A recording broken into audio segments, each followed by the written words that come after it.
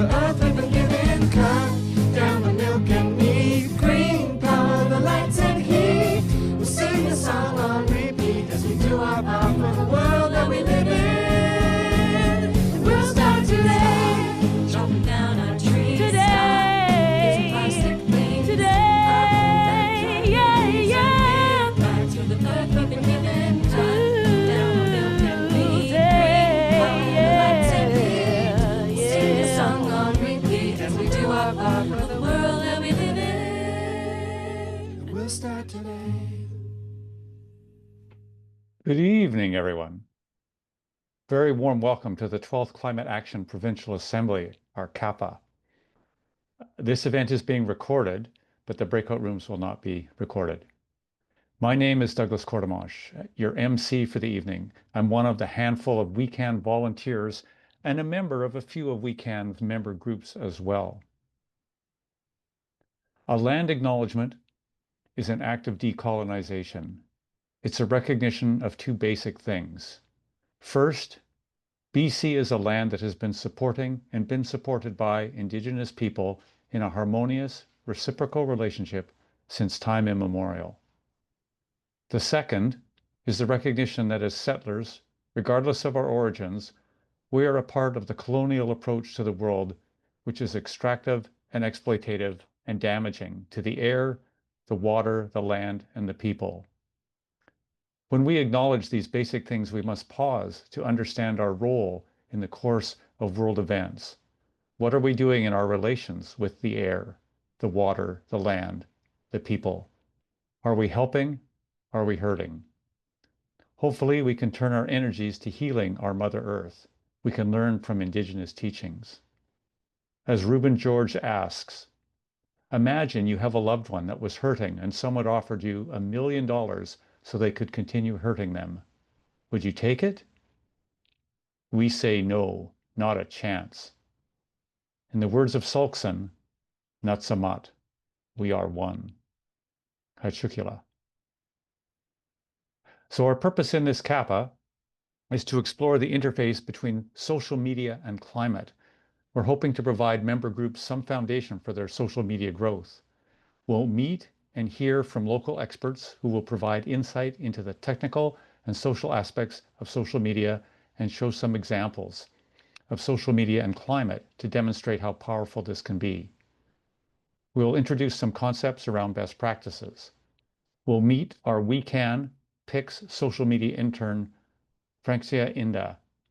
12 groups have already signed up to work with her this summer. To get you warmed up, we're going to put you into small random breakout rooms for about 10 minutes to meet, oh, sorry, someone's just changed my script, for about 8 minutes to meet and get to know each other and perhaps talk about social media and what you're doing and hope to gain from this CAPA. Shaylee will send you to your rooms. If there are problems, just return to the main room for help. Welcome back, everybody. So let's dive right in and meet our guests, hear from them, and perhaps see some examples of social media postings that will inform and inspire you. So our first guest this evening is Molly Henderson. And Molly is the Video and Communications Coordinator at Dogwood, BC. Previously was a digital campaigner at Greenpeace Canada. She has a Bachelor of Arts in English Literature from the University of Toronto. So over to you, Molly. Thanks, Doug. Hi, everyone. Thanks for having me. I'm sorry if my internet is bad. I'm prepping for an action right now in the basement of my co-working space. So let me know if it cuts out. Yeah, so as Doug mentioned, I'm the Video and Comms Coordinator at Dogwood. I've been creating social media content and short form video content for social media for about 3 years now, since I started at Greenpeace Canada as a digital campaigner. And before that, I was making memes on a volunteer basis with 350 Canada. I was on their meme team. And I'm going to focus on short form video for the duration of what I have to say, just because it's what I've been utilizing for the past little while. And I think it's probably the most powerful form of content available right now if you do it right. So yeah, I was hired at Dogwood a little over 2 years ago when they had almost no presence on video first platforms like TikTok or Instagram, and I advocated for a short form video strategy right away because it's the only form of content that is optimized for like discovery algorithms. So it's the only form of content that's fed to audiences other than the audience you already have. It's the only way to get discovered, in other words. And yeah, that was what I wanted to do. I wanted to expand our audience. I wanted to get our campaigns out to as many people as possible. I wanted to get the Dogwood propaganda arm bigger and better than ever and catch lots of people in it. And so that audience expansion was very slow going at first. From May 2023, when I was first hired, until May 2024, our following on Instagram grew by like maybe 2,000 people, pretty small. But then from May 2024 till this year, May 2025, it grew to like 20, I think we're at like 25,000 almost. So it tripled in less than a year. And in fact, most of that growth happened in the first 4 months of 2025. So I feel like there's lessons to be learned there, lessons that I'm still trying to parse out because it happened really, well, first of all, it happened in like the most insane, like world ever. Like I'm still trying to wrap my head around what just happened since Donald Trump was inaugurated. But the sort of like the video that went quote unquote viral, or like the first video that exploded for us, was back in January when Jordan Peterson interviewed Pierre Poilievre. And up until this interview was released, I had never found a good enough reason to watch Jordan Peterson content, but he was interviewing what he called the future Prime Minister of Canada, and I knew I had to watch this one. And about 5 minutes into their conversation, I realized that it had been a huge mistake that I hadn't actually been watching this content, even though it's hard to watch for sure. But Jordan Peterson is, you know, a well-spoken academic with a very clear set of principles and a vision for the world that he basically enthusiastically preaches at a massive audience every single week, which makes him very, very dangerous because his vision is basically diametrically opposed to everything that everyone on this call stands for. So yeah, I don't think it's like an understatement to say that this man is directly shaping millions of minds, and that his set of like deeply conservative, regressive, pro-fossil fuel principles are winning the cultural war. And this is a reality that I think we have to accept in the climate movement. Like we're not, and it should be informing how we talk about climate. We're not living in the same world that we were living in 2019, where climate strikes could draw out like hundreds of thousands of people, and that's very sad. But it's just the reality. Unsurprisingly, when I watched this interview, I noticed there was a lot of climate disinformation in it. Namely, Poilievre was peddling the now debunked myth that shipping fracked methane across the world will actually reduce global emissions because it'll displace coal in developing countries. I'm sure everyone on this call has heard this argument many times. It's infuriating. It's not true.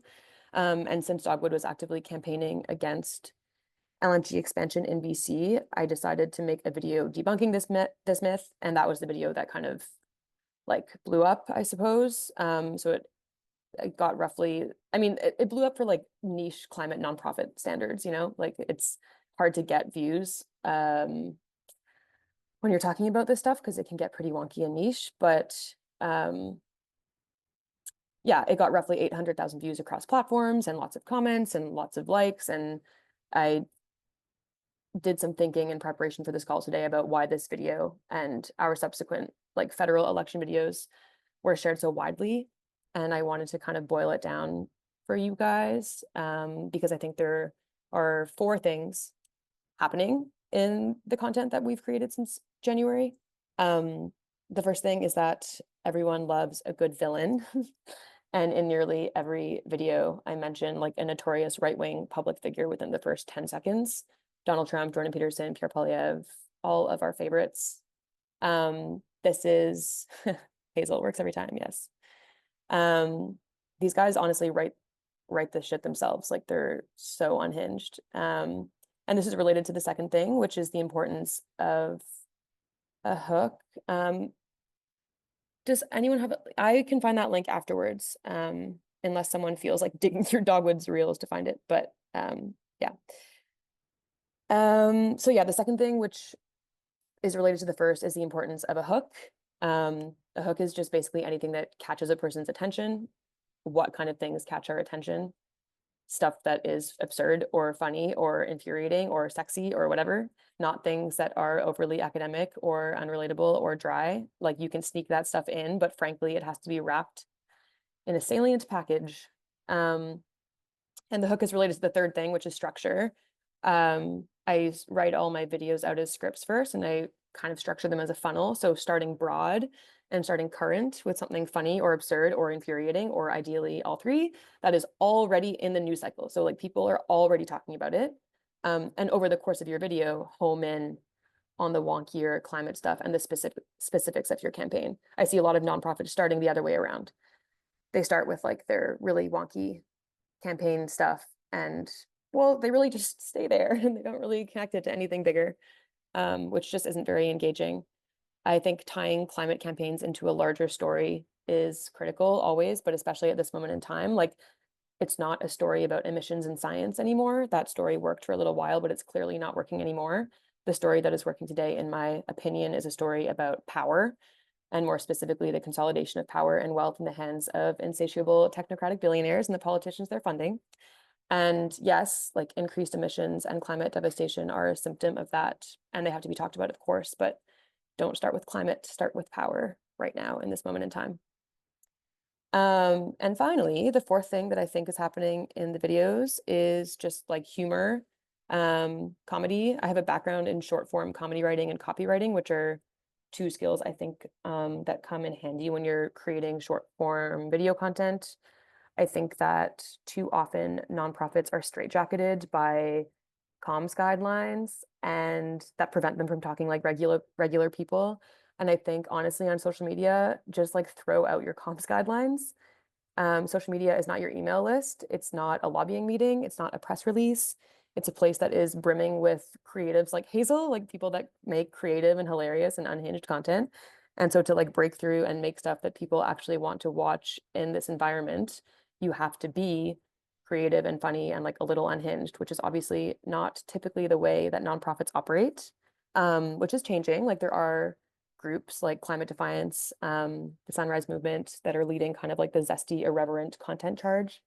But a broader sea change has yet to happen, especially in Canada and especially on the video front, where, yeah, like I said, funny and creative climate content has largely remained in the realm of like individual content creators like Hazel, and nonprofits tend to stay away from it. They're scared. They're like scared to like say the wrong thing or, you know, go against their comm guidelines. But like, it's just kind of the way that social media is structured. It doesn't, it's not compatible with that kind of thinking. And I will say this is a fine line to tread as an organization because the internet also loves authenticity. So if your organization is like trying too hard to be funny or current, the internet will sniff it out. This is like a very vibes-based philosophy, and the only way to learn it and hone an instinct for it, in my opinion, is unfortunately by spending a lot of time on the internet. So I encourage you all to unapologetically increase your screen time. And I think that's a sufficiently nihilistic point to end on. So I will pass it back to Doug. Thank you for listening. That was great. Thank you, Molly. We need a villain, a hook. We need to start broad and narrow down, and we need some amusement, some zesty, irreverent, unhinged content. Okay, let's see what comes up the rest of the meeting. This kind of sets the stage for our next guest, Hazel Thayer. So in 2022, Hazel started posting punchy, colorful videos about climate change. Found it a quick and easy way to spread the word about the need for action. As a climate activist, video creator, and amateur stand-up comedian, you fit all of the boxes so far. She set out to reshape the narrative on climate issues. Her unique approach involves simplifying complex problems by focusing on tangible solutions, but also intertwining humor with environmental activism. Welcome, Hazel. Hello, thank you so much for having me. So, Molly is doing fantastic work at Dogwood. I'm a huge fan of the videos that are coming out lately. So I am going to be saying a whole lot of stuff that Molly just said, but a little bit more drawn out. So I'm going to try and make there be a little bit of like I don't know, audience participation. So just to get started while I like figure out how to share my screen and everything, maybe just drop in the chat how familiar you are, or as Molly would say, how online you are. Do you watch TikTok Reels? Are you more on Facebook?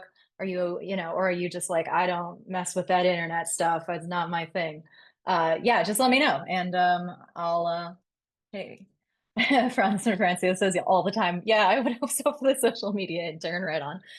Horrifically, terrifically online. Oh yeah. All right. So I'm gonna share my screen. Share sound optimized for video sharing. Pressing all the correct buttons. All right. Uh-oh, I'm at the last slide, so you're gonna get a free view. This is annoying. I can't see the chat and also see my screen. Well, maybe I'll just alt tab out of the screen every once in a while. So yeah, I'm also going to talk about sharing short form videos. That is equivalent to social media today for a lot of people. It's watching Reels, watching TikTok, watching YouTube Shorts. And I have also found that it is a great way of, oh wait, I can see the chat. Oh, nice. Okay. I've also found that it's a great way to get the word out about things that people might not like care about or think they care about, or they might not otherwise know about, or they'd never go looking for. So first of all, I just want to say I'm coming at you from Lekwungen speaking territories, and I'm going to share my presentation later. This is a fantastic example of all of the good stuff about short form video that I'm talking about, but it's very long, so I won't start with it. But this is a fantastic overview of like colonialism and how it relates to climate and how it relates to the land acknowledgement. So why are we doing short form videos? That's a lot of text, I know. So first of all, the algorithm. TikTok, Instagram, YouTube show videos via algorithms. So you don't have to have people following you. Your videos are just, if they're good, if they're catchy, they're just going to show up on people's feeds. So there's a lot of discoverability.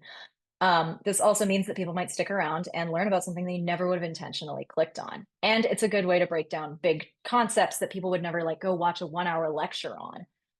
They might not, go watch a TED Talk about the link between climate change and fossil fuels, but they might watch a 90-second video. So this is an example of mine. This has got like millions of views across TikTok and Instagram, and it's about super fun sites. So, I think I can click on it and we can watch it. Except for it's muted. All right, here we go. Or what you would call that weird vacant gas station that's... This is a white pipe farm, or what you would call that weird vacant gas station that's been shut down for years, but for some reason nobody's built anything else there. That's because you can't just build something else there, because that whole site is contaminated. That is a capital C, contaminated. You legally can't build anything there until you can demonstrate thoroughly that it is no longer contaminated. Sounds expensive. Let's just, leave it.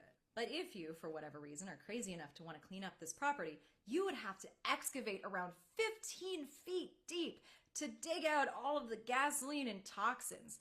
Those white pipes sticking out are monitoring wells, which helps measure contamination. So, who do we blame? If the cost falls on the companies that contaminated it, the best business decision is if they close down the gas station and just leave it empty. Way cheaper than fixing it up. If the cost falls on the new owner who buys the contaminated land, well, I'm not buying it. Are you buying it? I'm not buying it. Yikes. Theoretically. So anyway, I go on to talk about Superfund sites and all that jazz. I won't make you watch the whole thing, but that's the general gist is who's going to look up Superfund sites? Nobody, but people might stick around and be like, oh, why is that gas station still around? Short videos are also shareable. It's easier to share a 90-second reel to your friend or show it on your story than like sending somebody a long YouTube video. Now, I'm not going to watch a 30-minute YouTube video you sent me, let alone an article. And of course, the youths, the young people are there. This is also a great video from Millennial More. What's that? Hi. Jump in a minute. You've got absolutely. There's a black blob square that's hiding chunks of what we're seeing. Oh, yeah? It's a big horizontal bar at the moment at the very top. It was a sideways bar before. Do you know? Oh, well, that's you guys. Okay, well, dang. I guess I'll just minimize that then. How's that? It's a lot better. Thanks. Yes. Okay, great. I guess Okay. it's the yeah, sorry, I don't do a lot of, I feel like I'm usually on Google Meet. Yuck. Good. Anyway, okay. So shouldn't be hiding anymore. Thank you for letting me know. Okay. So yes, the young people are here. This video is a video by Millennial Moron. It's like a 5-minute video about Canadian interest rates and mortgages, and it's got over 1 million views. So this is a great way to reach out to people and teach them about stuff, but I think I've harped on that long enough.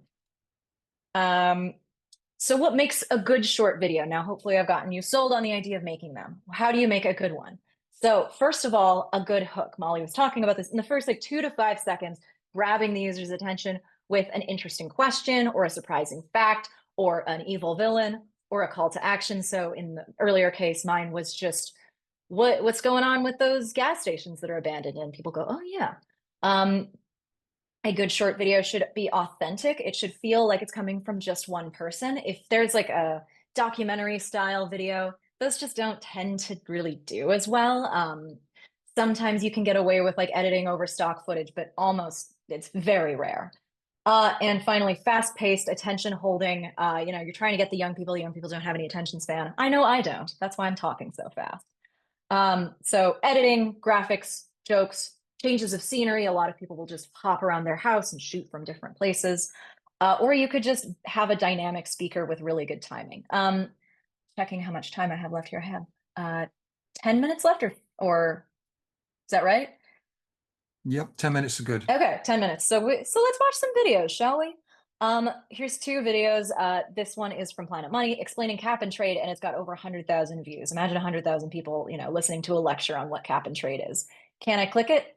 No, I can't. Oh, that's a bummer. I think I can click this one though, which is a drag queen explaining how billionaires dodge taxes illegally, which has 1 million views.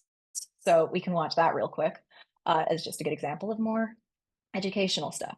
Oh, and audience participation. Feel free to, when we're watching a video, drop in the chat what you like about the video, what you notice about the video, what their hook is, This is why we how they're can't- keeping your attention, and This is why we do it. can't tax the rich. Or at least why we don't. Most of us make our money through a paycheck, and this is what gets taxed. Super rich people have all their money in assets. Imagine you buy a designer bag for $1,000 10 years ago, and now its resale value has gone up to $15,000. Technically, you made $14,000 in the same way that Mark Zuckerberg made $12 billion in a day. Something he owned rose in resale value, except it wasn't a Birkin bag, it was Facebook. The government doesn't tax you on that $14,000 because it's just hypothetical money that you could only get if you sell it, like your parents' house that's now worth $1 million. You only get taxed if you sell. That's why Zuckerberg and Musk and Bezos don't get taxed on all their billions. But it's worth remembering that the tax law only works this way because the rich have the power to influence the laws and hire the best lawyers to exploit all the loopholes. Think about how much power the poorest 10% have to influence tax law, and we wonder why taxes don't work in their favor. And then I'm just going to search for the other video because it is a fantastic example of climate education. Here we go. Get over here. I got a way to solve all this climate change. It's called a carbon tax. You just make every puff of smoke cost like $1 or something. Oh yeah, everyone hates new taxes. But I got another solution. Say a country decides it wants to pump out no more than 100 tons of carbon dioxide a year. There are 100 companies, so they each get a permission slip to pump out 1 ton of carbon. And some companies don't use that much carbon, so they trade their slips. Other companies see that and they think, oh man, if I just make my production a little less carbony, I can sell my slip. The next year, the country drops their emission goal from 100 tons to 95 tons. Again, the companies trade their slips, and some will lower their emissions too. The next year, the cap is lowered to 90. Companies trade. It's called cap and trade. Wait, what's the downside? Well, it can make prices go up for things made by companies that emit lots of carbon. That's what happened to gas prices in Washington State when they tried this in 2023. Companies passed some of that cost on to consumers. But Washington didn't just give away those permission slips. They had auction. They generated a lot of money, $2 billion. That money just goes back to the taxpayers in the form of green programs like transit. For those states that really hate taxes, money this generates could just go to a tax rebate for the citizens. So you pay a little bit more for gas and then the government gives you a little bit of money back. Oh, cool. Oh, you like it? Yeah. So you're gonna implement it? No. Oh, rats. Aw, dang it. Anyway, yeah. So those are a couple of examples of just, this guy, I don't know if you can see my cursor, but the guy on the left used a lot of editing, and that was his sort of visual hook. And then meanwhile, Kine is just very charismatic and very colorful. And that was how she sort of hooked you in visually. And both of them had a sort of, they would grab you in the first few seconds. Hers by being like, here's why we can't tax the rich, coming up close to the camera. And his was, I think, with just a bunch of cool graphics and an interesting question. So those are some fun examples. Now I can go to the next one. So you can't just talk about climate change all the time. So it's important to kind of ride the zeitgeist, talk about whatever's going on in the news, talk about whatever is cool. If there's economic stuff going on, energy crisis, climate damages, you can talk about the climate when you talk about the economy. That's literally mainly what I do. There are pop culture moments. I'm gonna spare you another video, but this one is talking about like a big controversy, and he managed to link it to a big controversy about it was when Bud Light sponsored that trans influencer, and everybody got real mad. But then he just used that to kind of point out that oil and gas companies are doing the same thing. They're not just greenwashing; they're also rainbow washing. Great video. And that's like taking a pop culture moment, finding the most tenuous little link to climate, and then bam. And of course, controversy, which is similar. Anything controversial in the news, I think Dogwood does a great job of this. And it's kind of hard to get people to care about the climate. Like, I go on social media to have fun, not be reminded that the polar bears are dying. So there's sort of ways to like put a little sugar in the medicine by being funny, by talking about current events, which I just talked about, or by making something relevant to you or them personally. So like people will go online to listen to lifestyle influencers talk about their lives and, stuff like that. And here's what I did today. Here's what I ate in a day. Here's what I wore. Or, people will listen to motivational influencers being like, here's what you should do. And if you manage to sort of intertwine the climate with your own life or with their life, that will kind of, I guess, give it a little bit more interest, make it a little bit more relevant, and kind of spoon feed it to them, I suppose. Now I have two examples of that. One's from Molly, one's from me. So let's give a look at Molly's recent video on Dogwood, and I love the thumbnail. And we will just give this unmute it, give it a watch. I'm jealous of Mark Carney because I would kill for front row seats to the Oval Office freak show. I mean, look, President Obama, he's building his library in Chicago. He wants woke people to build it. Well, he got woke people. And he wanted to be very politically correct, and he didn't use good, hard, tough, mean construction workers that I love, Marco. I love those construction workers. But he didn't want construction workers. He wanted people. Like, what is he talking about? No one knows. No one cares. Donald Trump is a monkey, and admittedly, we love to watch him dance. But Donnie is a distraction. Behind the scenes, there are a bunch of Wall Street and Silicon Valley billionaires making insider decisions to maintain American dominance and grow their personal wealth. One of these New York dons is Steve Schwartzman, the richest private equity billionaire in the world, a top 10 Trump donor who's been advising him since 2016, and the CEO of Blackstone, a $1 trillion PE firm that's known as the world's largest corporate landlord. Blackstone already owns at least $20 billion in Canadian real estate with a focus on rental properties, and just bought half of Canada's largest telecoms network. While Trump scandalizes everyone talking about conquering Canada, Schwartzman is actually kind of doing it by buying up Canadian homes and key pieces of our economy. And there's nothing these guys want more right now than natural gas. Listen to this. I think the single most important economic driver that we see is the fact that the demand for electricity in the United States is now growing at 3%. And that's being driven for the obvious reasons, AI, data centers. And you can crank up that demand for electricity in two ways: by building hundreds of gas-powered AI data centers on North American soil, or by kneecapping renewable energy projects in developing countries by forcing them to buy American LNG under threat of crippling tariffs. Which is why Blackstone is buying up fracked gas infrastructure all over North America. Mountain Valley Pipeline, Potomac Gas Plant in Data Center Alley, and the PRGT Pipeline and Slism's LNG terminal here in British Columbia. Are we really going to let the American billionaires backing Donald Trump frack our home to smithereens and pump that gas to AI data centers so the president can popify himself? I mean, it's masterful. You know, we're talking about something that's in the zeitgeist. Oops, now we're talking about the climate. I did a similar thing here, not to toot my own horn. Actually picking stocks, right? Not you random.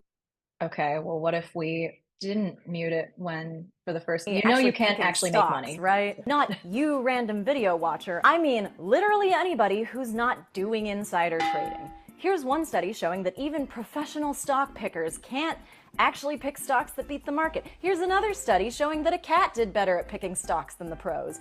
Even psychics will lose money trying to pick stocks. And by psychics, I mean people who were asked to pick stocks from the years past. Even if they're allowed to look at the Wall Street Journal headlines from the next day, most of them lost money.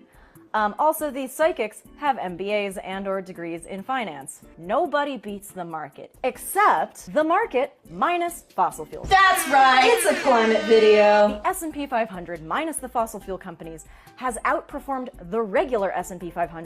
Okay, anyway, could you tell that was a climate video?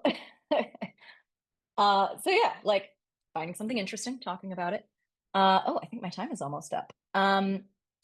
So not everything even has to be about climate. Like you can think about other things that will, you can think about, oh my gosh, the chat keeps talking. Here we go. You can think about other things that will grab followers that are sort of adjacent to climate, but not necessarily specifically about, emissions or global warming. Once you've gained the followers, then you can have the sort of more educational content that might not be super attention grabbing. And then you can even do actionable content, get people to sign petitions, get people to sign up to newsletters once you've kind of got them as followers. Finding your niche is very helpful for this as well. So you're doing climate plus something else. You're doing climate plus good news, climate plus comedy, climate plus songs. There's so many pluses. I mean, climate affects everything.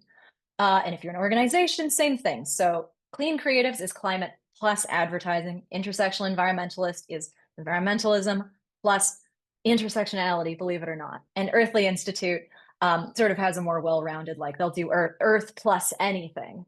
And it works out great for them.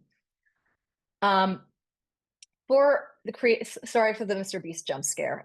For creative content, for video content, it's important to have a familiar face. If it's just a different person filming a video every time, or worse, no face at all, it's just not going to hook in viewers. Sometimes people will see a video, not follow, but then they'll see another video and then follow.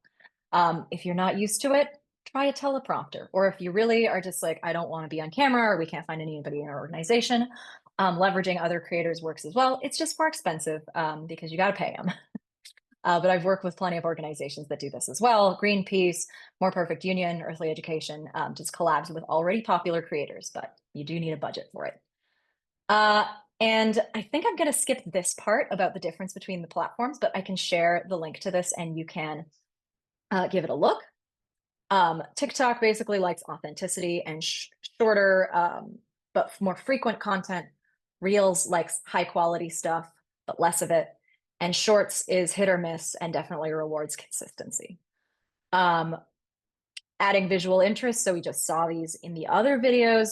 So green screen, VFX, B-roll, anything that's not just your face talking, as you can see by Online Kind's video, the billionaire drag queen, or she's not a billionaire. You don't have to have that stuff, but it definitely helps. Anything that you can do to sort of change up what's going on in the video is very helpful. Don't just do a TED talk to the camera. Maybe it works if you're a drag queen. And I was thinking about going into the more technical nitty-gritty stuff, but I do think I'm running out of time. And I think that's probably okay because I think most people are here for a more overview. Thank you for your kind words. I think maybe I could do like a few minutes of answering some questions. Yeah, why don't we just do that? I'll skip to the end. See, this is very, very like nitty gritty. Here's how to use CapCut type stuff. So I'll just throw that in the chat and you can check it out if you're like, okay, I'm going to start making videos right now. How do I do it? CapCut is great. Confirmed.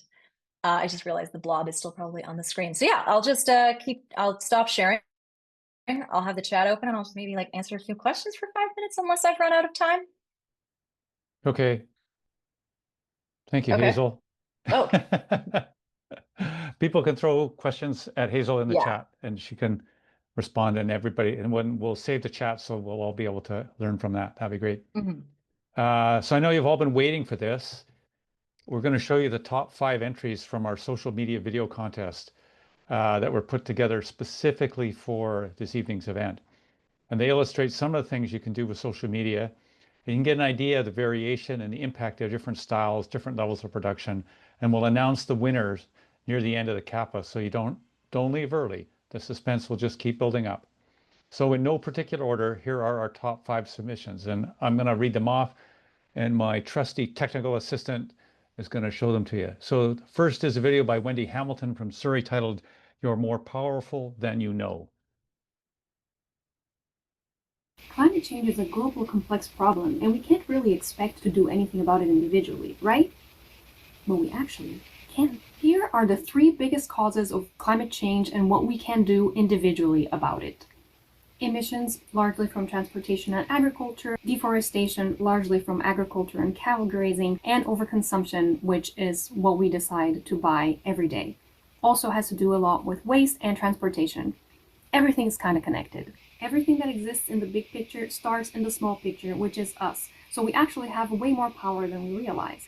If you want to address emissions, all you have to do is shop locally, use more public transit, avoid using your car. If you want to decrease deforestation, consider changing your diet to decrease your meat consumption to more plant-based alternatives. You don't have to be perfect, you just have to be good. That shifts the burden from deforestation and agriculture as well. And to reduce overconsumption, instead of spending your money online on something that you might not need, spend money not on a thing, but on an experience, and bonus points if you can get your family and friends to join you too. And for extra bonus points, think about the butterfly effect. Your actions and your words have so much power in a world that is begging to change. So plant the seeds everywhere you go and watch as the world changes around you. The world is already going in that direction, and all you need to do is come in for the ride. So join the wave of change with these small, simple acts that can have a huge global impact if we all do it together. And thank you for being part of this movement. Climate change is a global complex problem, and we can't really expect to do it. Next is a video by Sanya Chawla from Surrey, and she's titled it, "We Can Climate Action Awareness." Hang on a tick. I want to didn't get the right buttons to click. There we go. News, through stories, through distractions. But what if your next scroll could inspire climate action? We scroll every day through news, through stories, through distractions.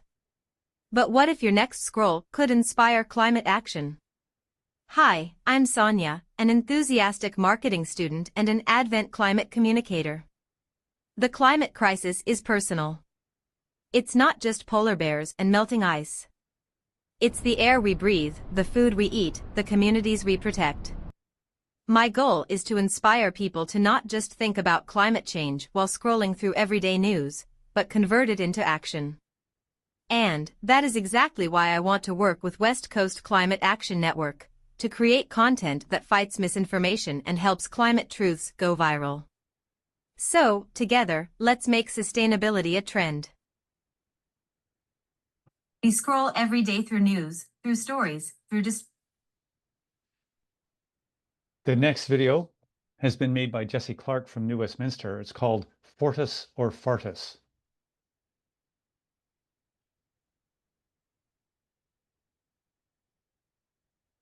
Hello and welcome to a brand new Fortis or Fartis. Are you ready to play? Here we go. Fortis charges every customer for mandatory renewable gas. Customers can voluntarily pay for up to 100% renewable gas. And Fortis ads feature cows and compost, making renewable gas. So, Fortis delivers renewable gas to BC. Is that a Fortis or a Fartis?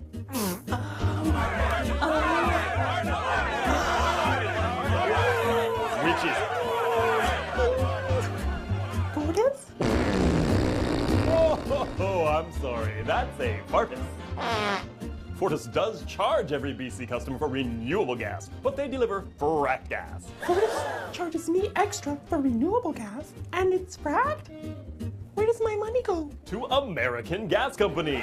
Fortis says paying them is the same as sending renewable gas to you. So Fortis gives my money to US companies and fracks BC? Are you... well?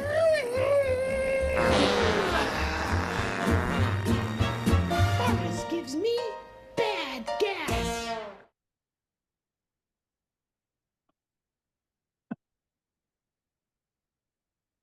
Okay. Up next, we have a video submitted by Danny Nowak from Vancouver entitled Beach Bummer.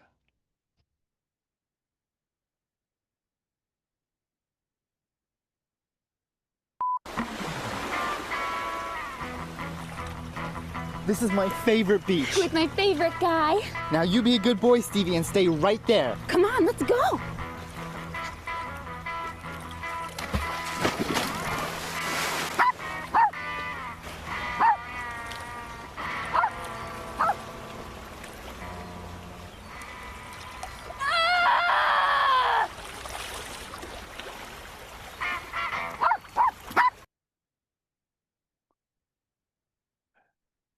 Our final top 5 video has been made by Kayla Ocampo from Vancouver, and she calls it Our Climate Story.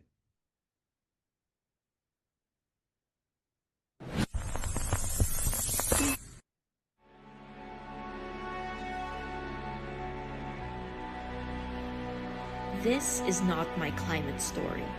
It's yours too. It belongs to all of us, across oceans and borders, islands and ice. In the Philippines, the rising seas threaten our coasts.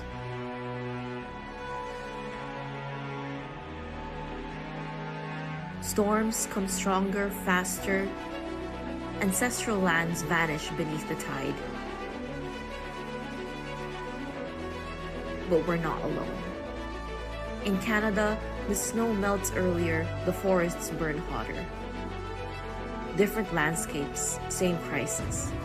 Climate change isn't a faraway problem. It's already here, in every corner of the world.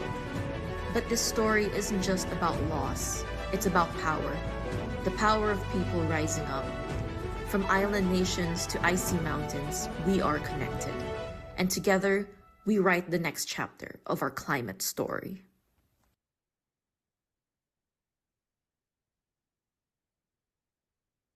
Okay, you can speculate now. So in about half an hour, we'll announce the winners. So I'm pleased to introduce Francia Inda.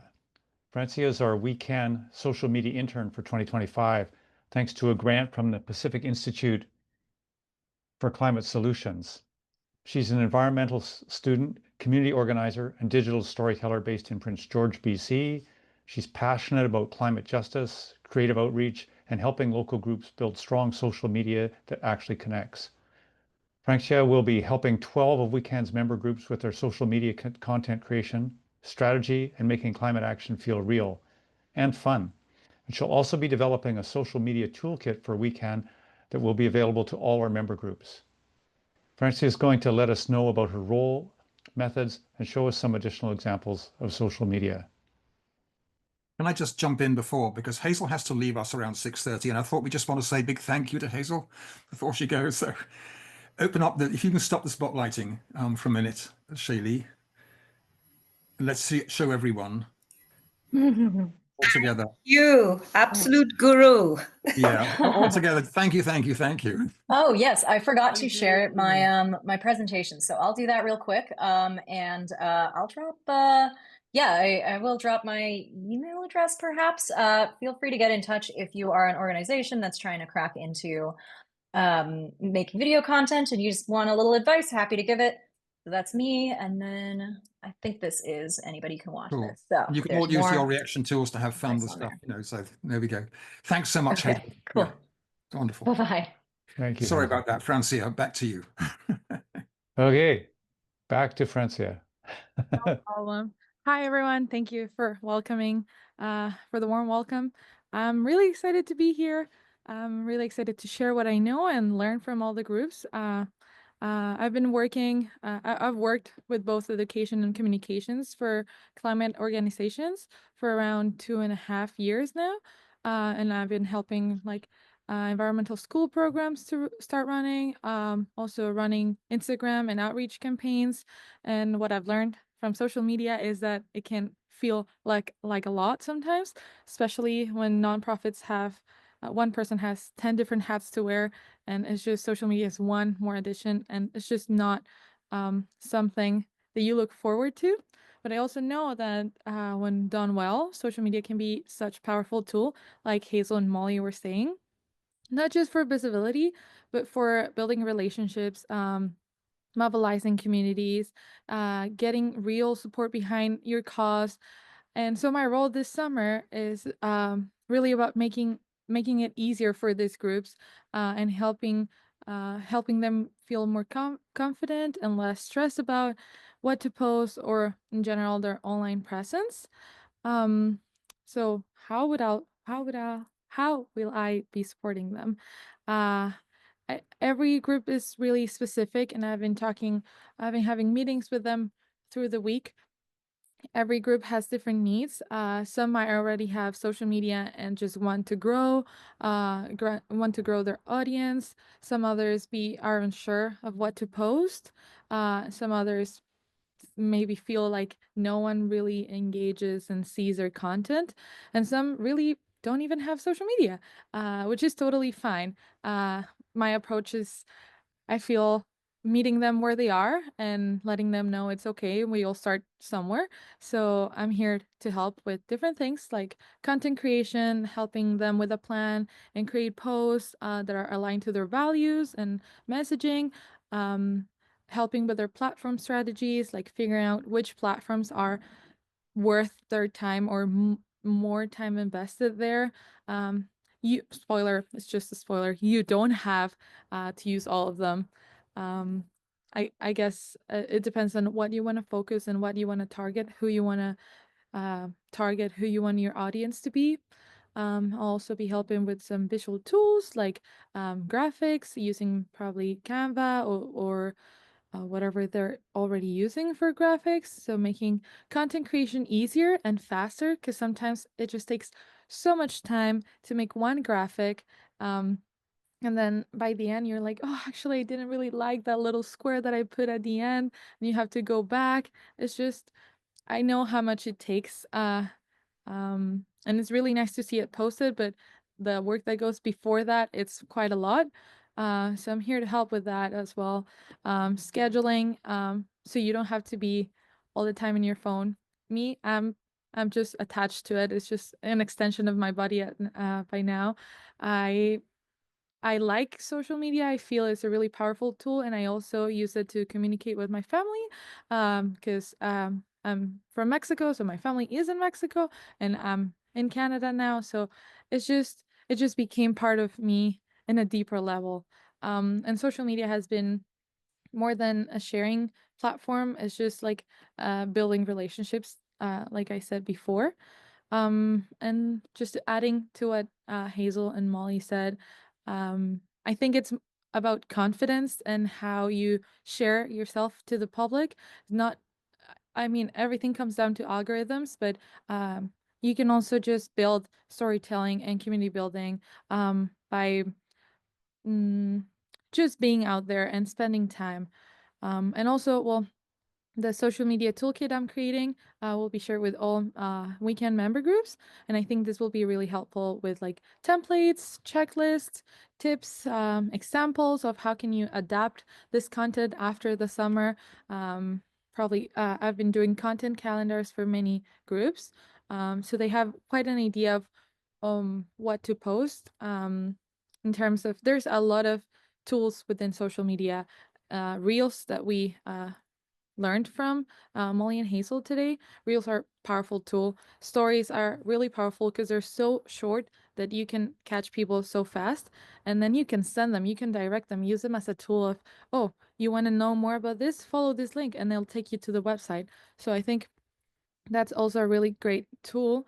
Um, uh, talking about best practices, I would say consistency over perfection, 100%.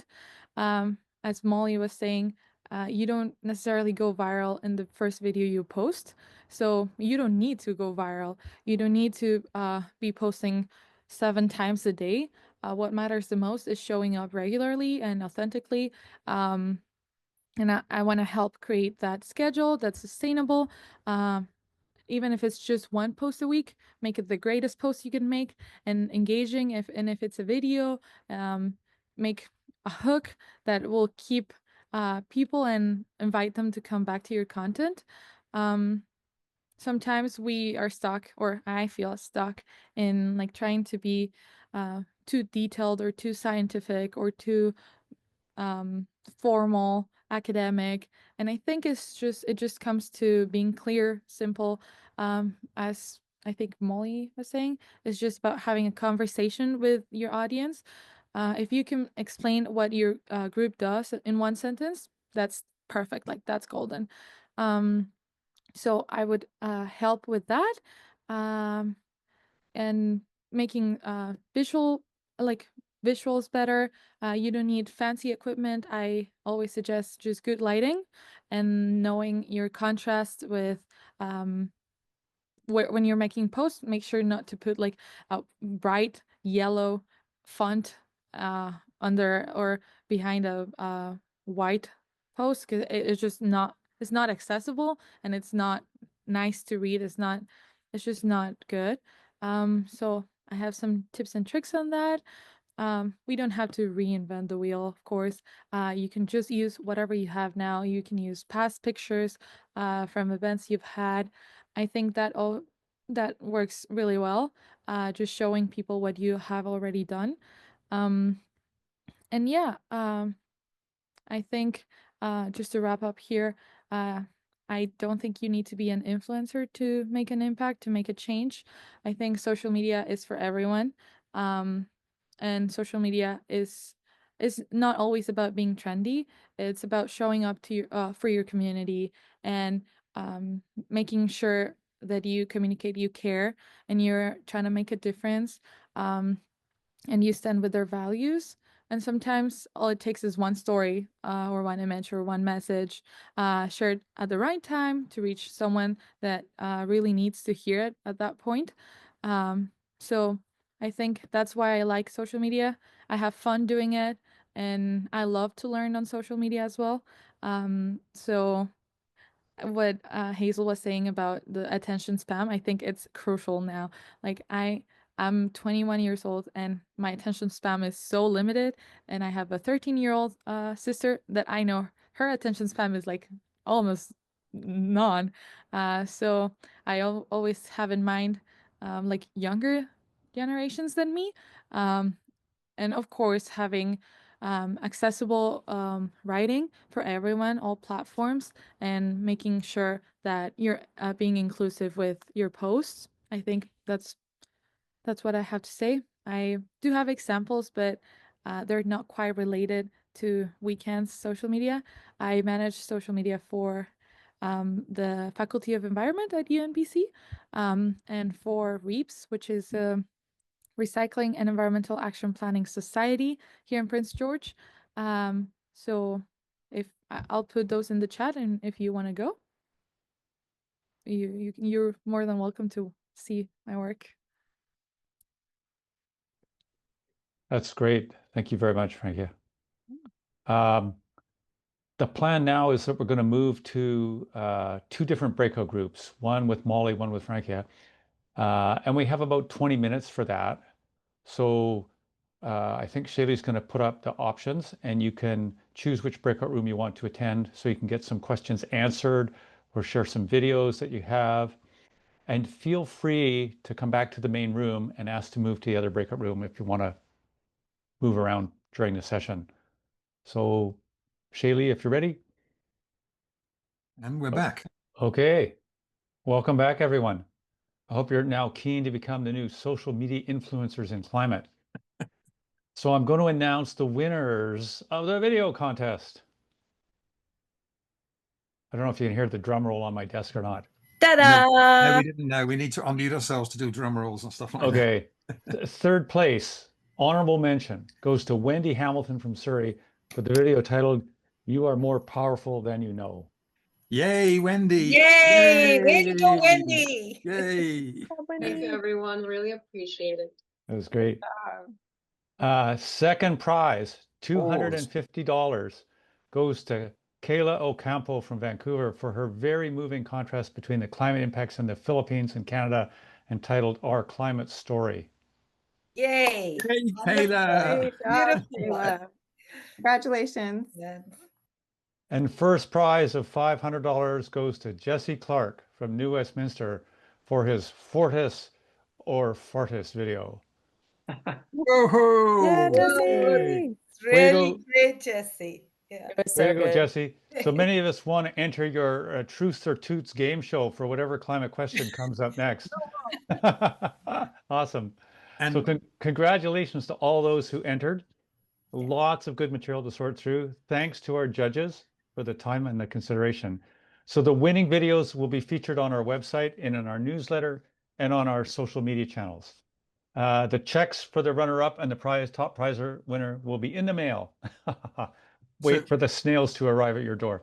So if I can just jump in, Jesse said that he thought we cut off some of his videos, so let's play it again. Let's all get to see it again, right? Okay. Yeah, that's a great Yeah, idea. it was a bit fuzzy. That's true. Those of us who've seen it before knew that. Hang on a tick. Someone wants to come in. Let me stop sharing and start again. Share video, share sound, optimize, share, and back to the beginning. Play. Hello and welcome to a brand new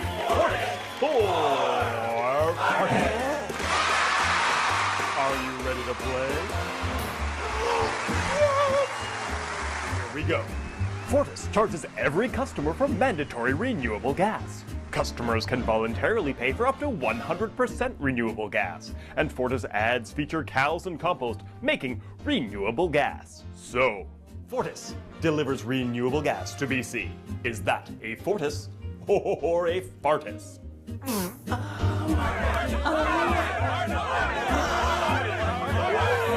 Which is it? Fortis? Oh, I'm sorry. That's a Fartis. Fortis does charge every BC customer for renewable gas, but they deliver fracked gas.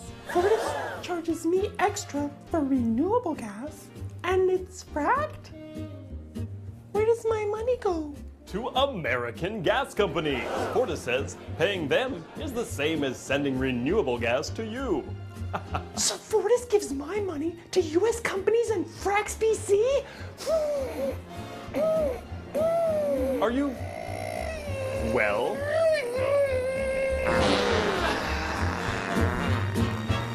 Fortis gives me bad gas. Ah, awesome. All right. So we'd like to invite Jesse, Kayla, and Wendy, the two runner-ups and the winner, to join in a short panel discussion with Guy. If we can spotlight them. Can we spotlight 4 people, Shaylee? There we go. Wendy and Get on it. Kayla. Doug, you stay with us too, yeah. Okay, Guy, you're in charge. We're just waiting for Kayla to join us. There we go. Right. So well done, you guys. My first question is a very brief one, round table. How long did it take you to make your video, Jesse? Great question. It took me a while to tinker with the script. I had the idea quite a while ago, and then just was trying to examine the misinformation out of Fortis and try to cast a little bit of a gassy, distasteful kind of pall on them. And then, yeah, the game show idea came a couple of weeks ago, and I was trying to, excuse me, get a script together that got the points across that I wanted, but also was viewable and felt kind of trim. So by the time I guess I got a script that I was okay with, and then I shot last Tuesday, did a little auto recording on Monday to get kind of the crowd sounds, and then edited Wednesday, Thursday, Friday. So probably about 40 hours, but tinkering with the script, I was still working on the script even as I was editing it. Yeah. So if you're putting in 40 hours of work, you really want to get 40,000 or 40 million views, don't you? Honestly, I just care. Okay. Let's go to Wendy. How long does it take you to make that video, Wendy? So that one, I guess the biggest part was the scripting because it was taking this really global, complex issue and shortening it to fit in like 90 seconds. But then I filmed it just really easy in one day and then edited in one day as well. I actually used Canva, so it was very easy that way. Just one day. The scripting was the hardest part. Cool. And Kayla, how long for you? For me, I think it took around 2 days. So most of the like I guess 90% of the videos I took them with when I go traveling and everything. And when I was thinking about the idea, I wanted to kind of go back to my roots and like why I actually really appreciate the environment was because when I was a kid, I used to watch Nat Geo a lot. I even have like the magazine here right next to me. But yeah, so I wanted to go like that kind of artistic, aesthetic Nat Geo look and use the footage that I took because I'm really into photography and videography. Um, yeah, the editing for me probably took the longest. It took like because I use CapCut. I use CapCut for the captions and the videos. Um, and a lot of it was also the uploading because like they're huge files, so uploading it was also but yeah, around 2 days. Yeah. Shaylee, can you spotlight Hot Molly? Molly, do you want to join us on the panel? Makes sense to have your wisdom here as well. We'll wait for Molly to join us. There we go, right. So when you're first thinking of doing a video, what goes through your mind when you think, I'm going to do a video this week? What goes through your mind? Back to you, Jesse. What's your, yeah. What's going through my mind when I decide When to you're make a video? about to make, when you're thinking, I'm going to make a video this week, what goes through your mind? What's your mental process? Well, I think it varies a bit from video to video, but first things first, I think I've heard a few, I spoke a little bit about it earlier myself, and I've seen a few messages sort of agreeing the scripting process is kind of first and foremost. First an idea, I think, oh, that might work, or I'd like to see that, or I have a few little moments I'd like to see, and then trying to get a script together that I'm happy with. That's the essential, and then that sort of dictates the rest to me, what I need. How many pairs of underpants I need to put on my head, whatever it might be. Yeah. Wendy, what's your process? What goes through your head when you're making a video? I have a full journal of ideas and stuff that I write down because these complex things about climate are so interconnected, and every time I think about something, you think about something else, and then you think about something else. So for this particular video, I thought what would be relevant and to make the 90-second and think about like what would social media be, what would it like? So I made it like really colorful and did the hand gestures, things that everyone kind of mentioned here throughout this event. So yeah, it's basically what is the best idea for this particular moment. Cool. Kayla, what's your thought process? For me, in anything I do, in any like art that I do, whether it's writing, photography, or making videos, essentially you want to give a message out. I look internally because people really value authenticity and being genuine. You shouldn't be afraid to be different. I know that it's so scary to be different sometimes. But a lot of people who are successful, they're true to themselves and they're authentic. And I think that's just what I want to say in my entire video. Is just I want to, if you want to make content, you you you have to like look within you because that's what connects with other people. Yeah, cool. Molly, what goes through your mind when you're about to do a new video?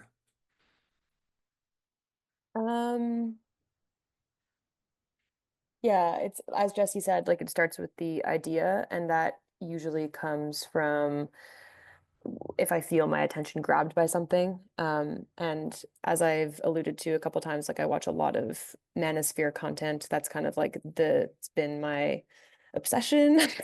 And every so often you'll hear something and it'll like ring in your head. I also watch like an absurd amount of Pierre Poilievre rally content during the election campaign. And yeah, there's certain things that stick out. And then I just like sit with that and like think about why it's interesting. And then it's just like it's like an iceberg. Like that's the little trigger, and then there's this whole world underneath that you can kind of parse out. And the joy for me in scripting is like tying all those pieces together. Because yeah, my background is in writing and copywriting, so it's like a pretty joyful process to like, yeah, like excavate a shape that makes sense in the end. Yeah. And Francia, when you're doing a video, what's your mental process? I think I start with, well, of course, what I need to uh say, what the message is, but also how much time I have, because for me it's really easy to yab it up and just like blah blah blah blah blah. So I have to keep it short and sweet, and so scripting would be the hardest part for me. But I think I base most of my videos on like experience and something that has worked with me and personally like hooked me into the video, or also just something that I know I would be like I could share with my sister. I have my sister in mind because she's 13, and she's like, if she approves it, then it's good to go. I think I just try to keep it short. And most of the times, and most of my work I've done is like showing experiences more than informing. So I think it's just keeping it fun and like real. Yeah. If anyone wants to ask a question, just raise your hand and you can jump right in. I got a very specific question. Do you have to get permission when you use video clips from other places or from television channels and stuff like that? And Molly, you use a lot of them. How do you deal with that permissions world? Fair dealing copyright law is your best friend.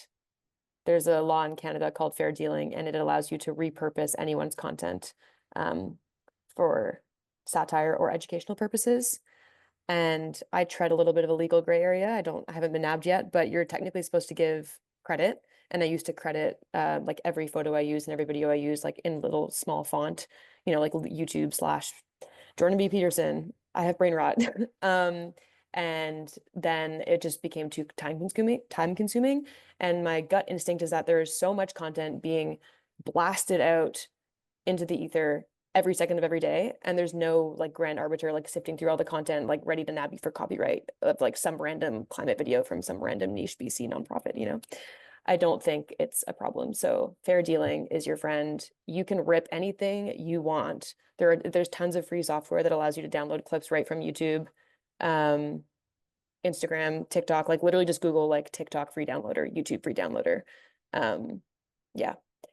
Jesse, I see you chuckling. What's your response to this one? I just like the idea that you can rip anything from anywhere. Yeah, I think that absolutely. The only danger that I foresee, I did actually credit sources on my Fortis website and Fortis ad, just to be extra careful. My thinking being the only time that it would ever come up is if you so upset someone that they wanted to sue you. And Which you're running a danger with yourself in that video. Like Fortis might want to sue you. Oh yeah, which I would be delighted if they did, but I don't think that's a danger. And I think worst case scenario, you say, oh, sorry, and you cite them and you say it's them. And anyway, yeah, I think absolutely no one's, as you say, no one's arbitering the content of the internet, unless perhaps someone is so offended that they try to sue you, and then that's a different story maybe. But still, fair dealing, absolutely.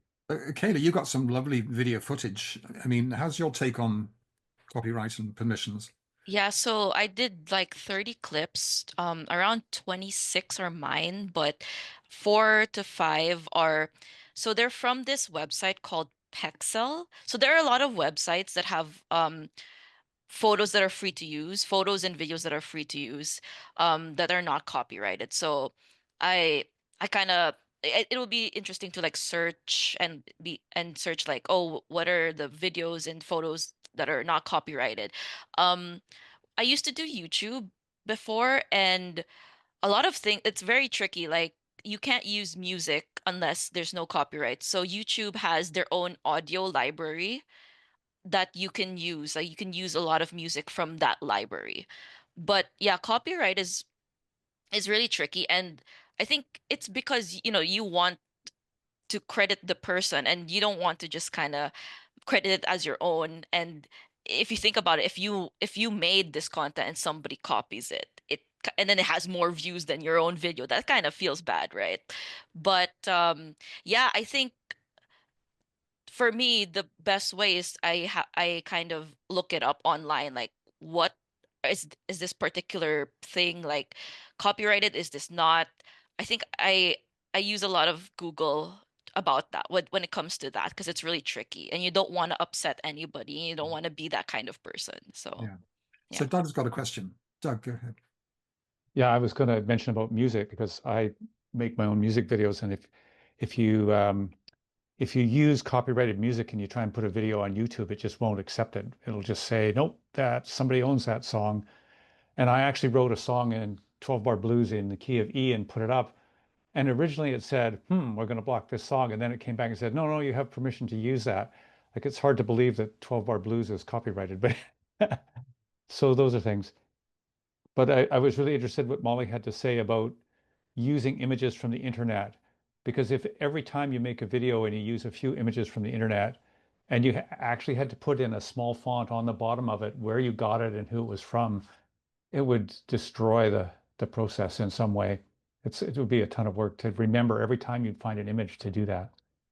And I once used a video of some eagles flying, and there was an author, there was a videographer listed with it, and I actually emailed him for permission to use it, and he never even answered. So even yeah, I use standing images a lot in creating graphics, and on the Google website you can actually do the special thing like permissions, and so you can click on the one called open copyright stuff. But let me coming up in 35 years of pinching images, one person once got back to me from Alaska, said, "You use my photo of a sea otter, please pay me $100." Said, "I'm a poor starving author, would $50 be okay?" And he shut up after that. That's once in 35 years, right? So when you've done your video and you want to spread it around as much as possible, what techniques do you use? Jesse? Probably not the best person to ask as a kind of a social noob, but I think for myself, my intention is to start with my personal network and just kind of pyramid scheme from there. Yeah. And we'll be promoting your video in our newsletter, so that'll help. Molly, what's your approach to getting to those million views that you love, right? Yeah, it's just the algorithm. It's like you can't really control it. Anytime you're posting a video that's less than 3 minutes long on most short form platforms, so YouTube, Instagram, TikTok, it's going to be fed to everyone in theory. I mean, not everyone, but like it'll be fed to a few different news feeds, and then if people like it and watch it, then it's kind of like a snowball effect. It's like it's not really something that can be gamed. Like you kind of just have to okay, my advice would be to don't focus on like the spreading of the content and like gaming the system and sending it to people and networking and all this sort of thing. Like just focus on the content itself and let it speak for itself. And then the algorithm will help you send it out to a vast amount of people. And as I mentioned at the beginning, like it can take a while. Like I posted videos for like 2 years and they would get, 3,000, 4,000 plays. And then it was just like one video. So yeah, just consistency and focus on the content. Francia, your thoughts on this one, and then we'll begin to wrap up. And back to Doug. I apologize for the wind. It's quite loud right now. We can't hear the wind.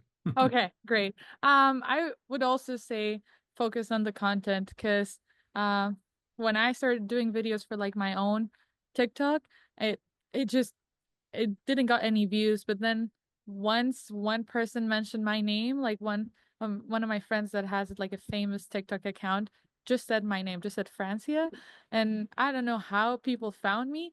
So, and then after that, it just like blew out. So it just so fast that I would suggest focusing on the content first and then letting the followers come to you, being engaging and fun and creative. Yeah. Kayla, your thoughts?